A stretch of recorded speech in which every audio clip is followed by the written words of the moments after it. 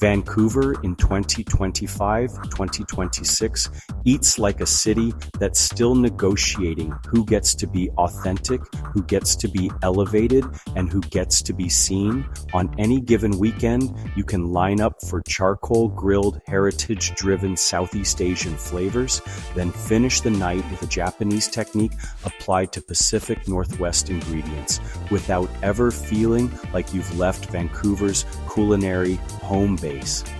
That mashup isn't a gimmick so much as a mirror. Vancouver's dining scene is built on migration, adaptation, and the everyday creativity of diasporic communities. Scholars studying food and migration keep returning to this point. Eating practices don't just follow migration. They help people make meaning, build community, and negotiate identity in a new place. Vancouver is that process plated.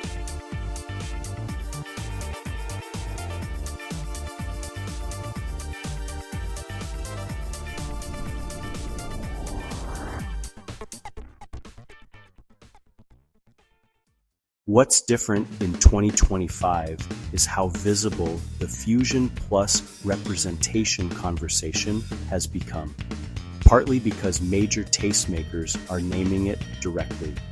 The Michelin Guide framed Vancouver as a melting pot of cultures, spotlighting chefs whose restaurants represent global lineages and local ingredients in the same breath. Destination Vancouver's coverage of the 2025 Michelin Guide reveal also underlined how quickly newer restaurants can be recognized, some under a year old, suggesting that Vancouver's definition of top tier is actively expanding. In practice, that can mean Japanese-influenced cooking, Korean or Cambodian heritage-driven concepts, and cross-cultural menus being treated less like interesting side quests and more like the main storyline of Vancouver dining.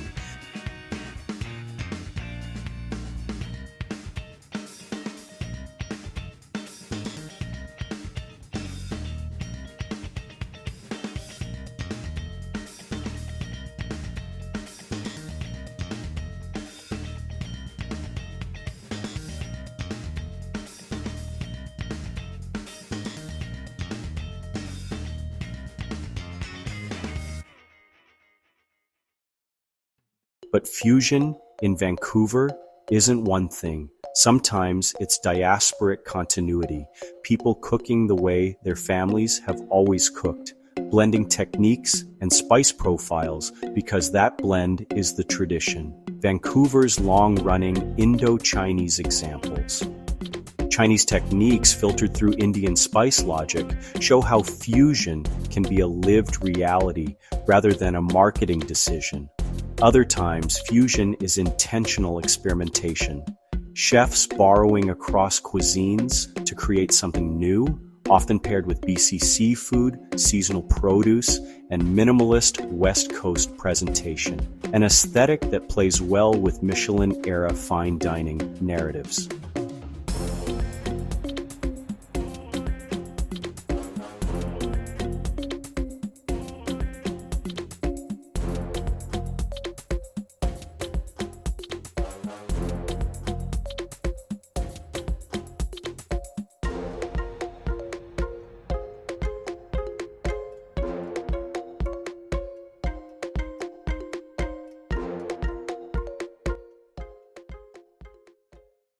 Representation, though, isn't just about what flavors show up. It's about who gets credit, which cuisines get upgraded, and how diners talk about value. Research on culinary authenticity and diaspora points out that authenticity is negotiated between stakeholders, immigrant diners, critics, restaurateurs, and can become a moving target shaped by global trends and local power dynamics. A related sociology of status in food culture helps explain why some cuisines get rebranded from ethnic to high-end once they're translated into tasting menu formats and validated by prestige institutions. Vancouver's current moment feels like that boundary is thinning. Cuisines that were once treated as casual, cheap eats, or niche are increasingly featured as destination dining, without necessarily resolving the question of who benefits most from that recategorization.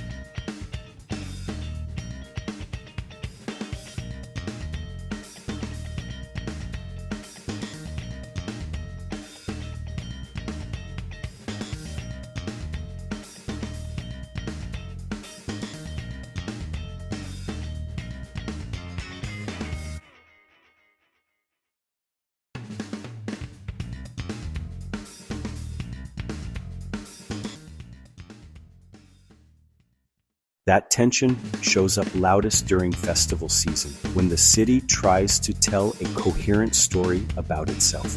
Dine Out Vancouver 2026 is literally a citywide stage where representation becomes a menu decision.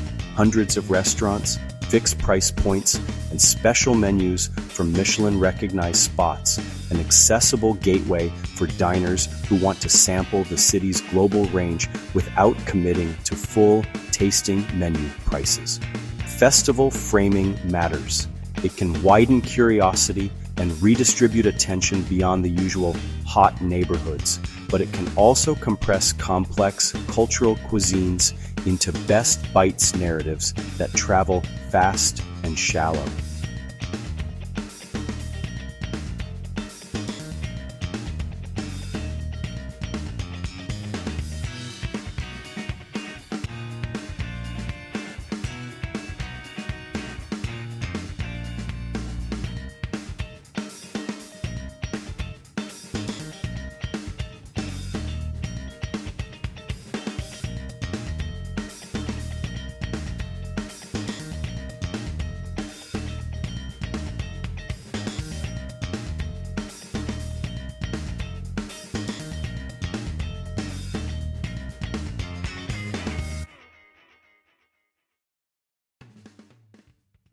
And that's where social media becomes the real co-author of Vancouver's dining identity.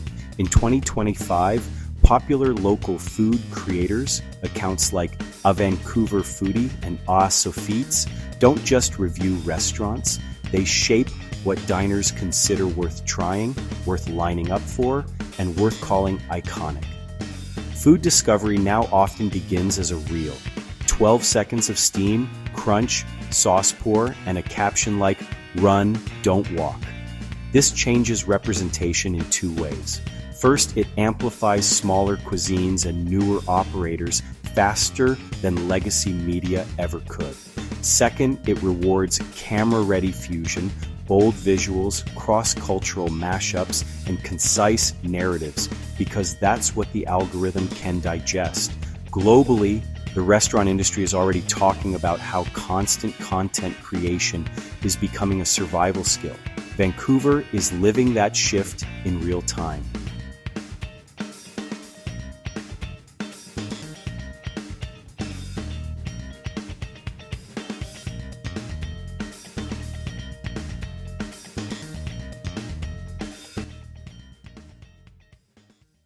So, what does all this mean for 2025-2026? Vancouver's cultural fusion cuisine is not a trend that's arriving. It's the city explaining itself repeatedly through food. The more interesting question is whether representation in the dining scene becomes deeper than visibility. Are diasporic and Indigenous culinary voices being platformed with ownership, resources, and long-term stability, or mostly with likes and lineups? Vancouver's best meals right now don't just taste good. They carry stories of movement, adaptation, and pride. In a city where belonging can feel expensive, a bowl of noodles, a perfectly grilled skewer, or a reimagined heritage dish can do something quietly radical. It can make a person feel recognized.